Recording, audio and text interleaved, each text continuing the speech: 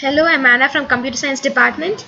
I've come here to demonstrate on the data structure program, insertion sort and the selection sort. And these two sorts are used to sort an array in the orders. In the starting, I've used a header file, and then I've used the namespace, and then I've declared all the variables in a hint.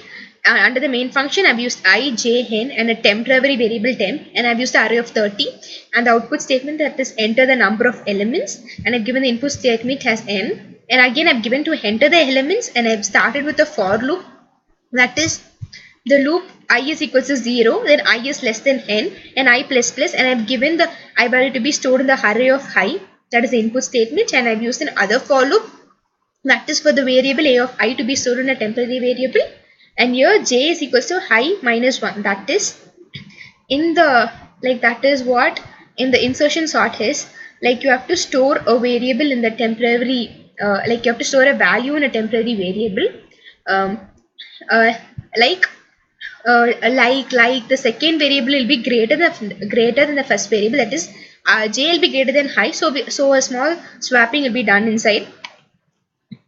And then I've used a while condition, that is where the temporary should be greater than a of j, and a condition and a logical and is used here, whereas other condition should be checked as j should be greater than 0 also. And then I'm giving as a of j plus 1 is equals to a of j. So the a of j value should be incremented, and the j value is equals to j minus 1. The j value will be decremented minus 1, and array of j plus 1 should be j's value, where the element will be moved forward, that is where the second that means the smallest element will be pushed in the front, and then here insert the element in the proper place. This condition will use the element to be sorted in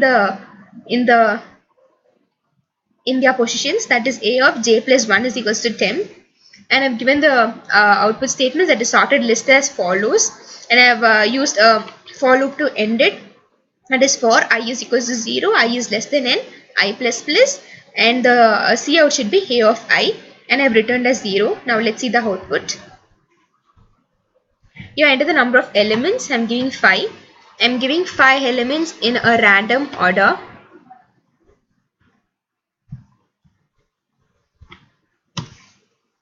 See, now the sorted list is here. Now let's see the selection sort. A selection sort is where each and every single digit will be compared. That is, example 1, 2, 3, 4, 5. 1 will be compared with 2, and 1 will be compared with 3, and 1 with 4, and 1 with 5. And it goes on. Then 2 to 3, 3 to 4, 3 to 5, and 3 to 4, 4 to 5. But in the insertion sort, it is 1 is compared with 2, and 2 is compared with 3, 3 is compared with 4. It moves on like that way. Now I start the selection sort with a header file and a namespace, and I've declared all the variables, and I've used the array of 50, and I've used the size of variable to inside, and I've used the same temporary variable, giving the output statement, enter the array size, and the input is size.